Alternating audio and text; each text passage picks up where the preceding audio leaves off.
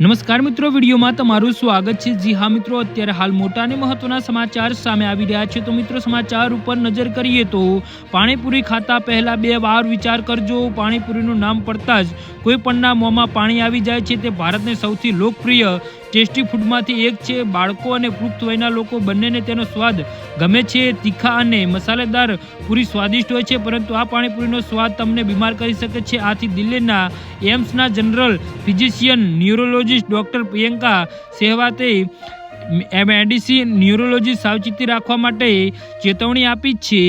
પાણીપુરી ખાતા પહેલા 2 વાર વિચાર કરજો, કારણ કે તે ચેપનું જોખમ વધારે છે। જો તમે પાણીપુરી પ્રેમી છો તો તેને ખાતા પહેલા ધ્યાનમાં રાખવી જોઈએ કેટલીક મહત્વપૂર્ણ બાબતો અહીં છે।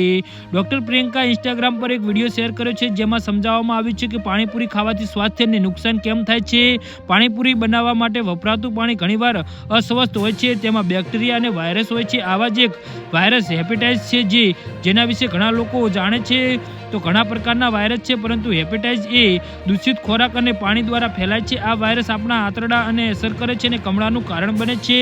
ડોક્ટરે સમજાવ્યું છે કે આ વાયરસ બાળકો માટે ખૂબ જ ખતરનાક બની શકે છે। બાળકોના હેપેટાઇટિસ અને જે ઝડપથી લીવર ફ્લેયરનું કારણ બની શકે છે, જે કમળા તરીકે પ્રગટ થાય છે। આથી બાળકોને ટેસ્ટી ફૂડથી બચાવવું જોઈએ અને મહત્વપૂર્ણ છે। ટેસ્ટી ફૂડ ખાતી વખતે દરેક વ્યક્તિએ સાવધાની રાખવી જોઈએ। સૌપ્રથમ ટેસ્ટી ફૂડ ટાળો, કારણ કે તેમાં ઘણીવાર દૂષિત ખોરાક અને પાણીમાંથી બને છે।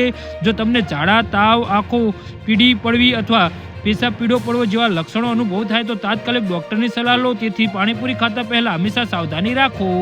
જી હા મિત્રો, તો આના વિશે તમારું શું કહેવું છે તો નીચે મારી કમેન્ટ બોક્સમાં જરૂરથી જણાવજો અને મારી યુટ્યુબ ચેનલને સબસ્ક્રાઇબ